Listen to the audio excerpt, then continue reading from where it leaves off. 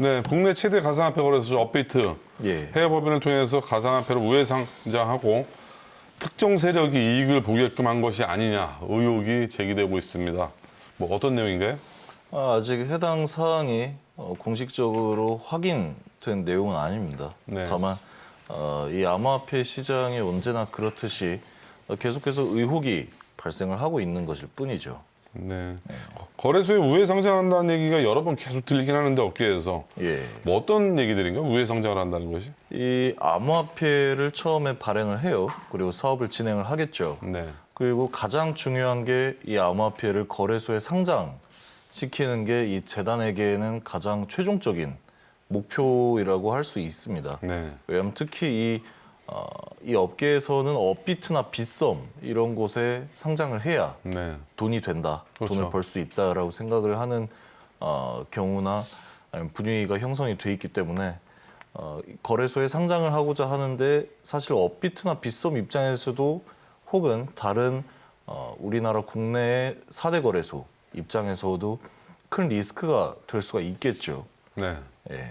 그렇기 때문에 이 재단들에게 우리도 명분이 필요하니 다른 거래소를 좀 들렀다 와라. 해외에 있는 거래소죠, 주로. 뭐 해외가 됐건 아니면 국내가 됐건 네.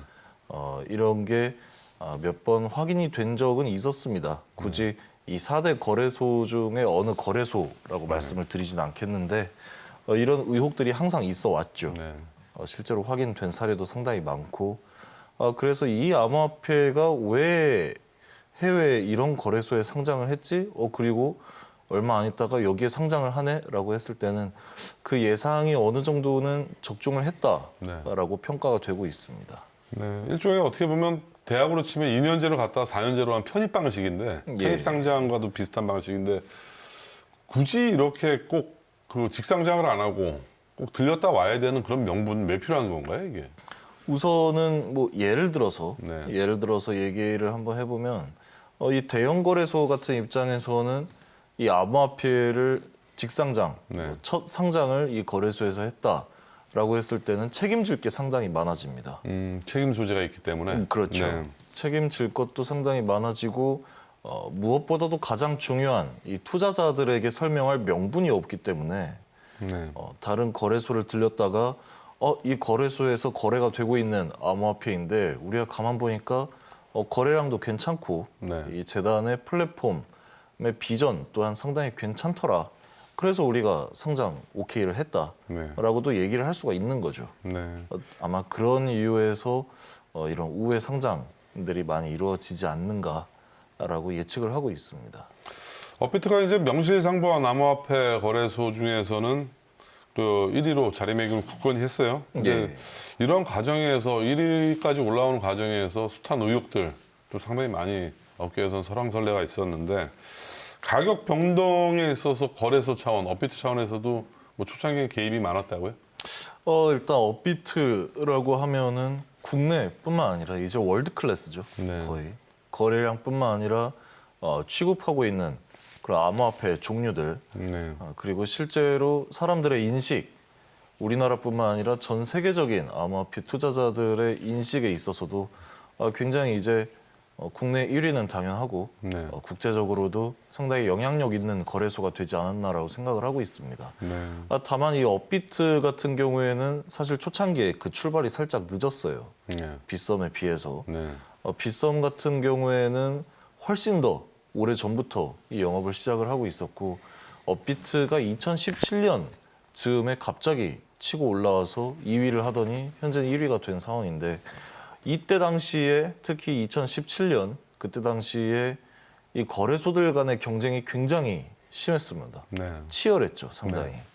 그 과정에서 거래소가 회원들을 많이 끌어모을 수 있는 방법이 정말 간단합니다. 특정 암호화폐들 많이 펌핑을 시켜주면 돼요.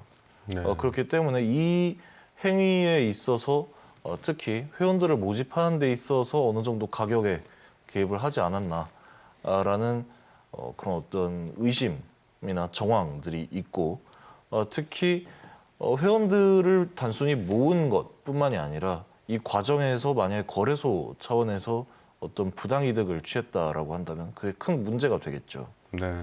그래서 업비트도 사실 이런 어떤 법적인 이슈들이 상당히 많았습니다. 네. 금융당국이 어떻게 보면 또 업비트를 많이 좀 엄호해주고 있다, 특혜를 주고 있다라는 또 그런 의혹들도 이 가상자산 업계에서는 많이 좀 돌고 있는데 네. 전문가들 어떻게 보세요? 사실 이 업비트 같은 경우에 업비트를 빼놓고 한번 생각을 해볼게요. 코인원, 코빗 그리고 빗썸 이 세 개 회사가 COD라고 해가지고 이 트래블 룰을 위한 합작 법인을 세웠죠. 여기에 업비트만 빠졌습니다. 네. 업비트도 같이 했으면 상당히 이 그림도 괜찮았을 거예요. 네. 특히 우리나라 암호화폐 시장이 지금 어떤 정부의 규제라든지 네. 이런 부분들로부터 자유롭지가 못하다 보니까 업비트도 같이 한번 힘을 모아봤으면 함께 했으면 더 큰 작용을 할 수 있지 않았겠냐라고 네. 생각을 할 수가 있는데 업비트는 이 트래블 룰 공동 합작법인 설립에서 빠졌습니다. 네. 빠진 이유가 또 간단히 생각을 해보면 내가 굳이 저 합작법인에 들어갈 필요가 없다라고 네. 생각을 했다라고 또 평가를 할 수가 있겠죠. 네. 그만큼 업비트 같은 경우에는 최근에 또 이 카카오, 다음 카카오의 두나무도 등에 업으면서 이 정부 차원에서 업비트를 좀 많이 봐주고 있는 게 아니냐라는 네. 그런 어떤 의혹들이 점차 나오고 있어요. 네. 간단하게 생각을 해봐도 업비트 같은 경우에는 이미 거의 대기업 수준이 다 됐기 때문에 네. 당연히 어떤 로비도 있었을 것이다 네. 라고도 생각이 되고 하지만 이 업계에서 평가를 하기로는 업비트 또한 네. 이 정부 차원의 규제라든지 네. 뭐 금융위원회라든지 눈치를 상당히 많이 볼 거다. 네. 그리고 그에 따라서 법적으로 문제가 최대한 없게 하기 위해서 이 운영의 투명성을 최대한 강화를 하고 있다라고 생각을 할 수가 있겠습니다. 네. 그래서 어떻게 보면 또 그런 것 같아요. 이제 그 암호화폐 시장이 막 자리매김하는 초창기 시장에서는 아무래도 뭐 법 제도도 정비가 되지 않았고 뭐 이런 부분들이 상당히 혼탁했던 또 그런 시장이었다 보니까 이런 과정에서는 뭐 펌핑이라든가 뭐 가격 조정이라든가 뭐 여러 가지 뭐 현상들이 나타날 수가 있는데 지금은 어느 정도 이제 시장의 순서가 매겨지고 시장이 특근법 이후에 제도화가 되면서 과거에 잃었던 부분들 분명히 또 문제가 될 수가 있고요. 지금의 시각에서는. 그렇죠. 또 한편으로는 또 업비트가 1위로 성장을 하면서 굳건하게 이 암호화폐 업계의 또 맏형으로 거래소에 또 많은 또 스탠드가 되고 있거든요. 예. 뭐 이런 순기능, 역기능 다 분명히 다 상존한다고 보여지네요. 그렇죠. 네. 자, 이러한 거래소 풀리지 않는 의혹들 결국 젊은 2030 MZ세대 피해를 끼친다. 또 이런 의견들도 있는데 또 어떤 전문가들 의견인가요? 이 암호화폐가 처음부터 거래가 되기 시작하고 네. 본격적으로 우리나라에도 이 투자 붐이 일게 되면서 사실 이 암호화폐에 투자를 했던 세대들은 보통 20대 그리고 30대 2030 세대들이 굉장히 많이 네. 투자를 하기 시작했어요. 그럴 수밖에 없었던 게 그때 당시부터 해도 이 암호화폐에 투자를 한다라는 것 자체가 굉장히 복잡한 네. 일이었습니다.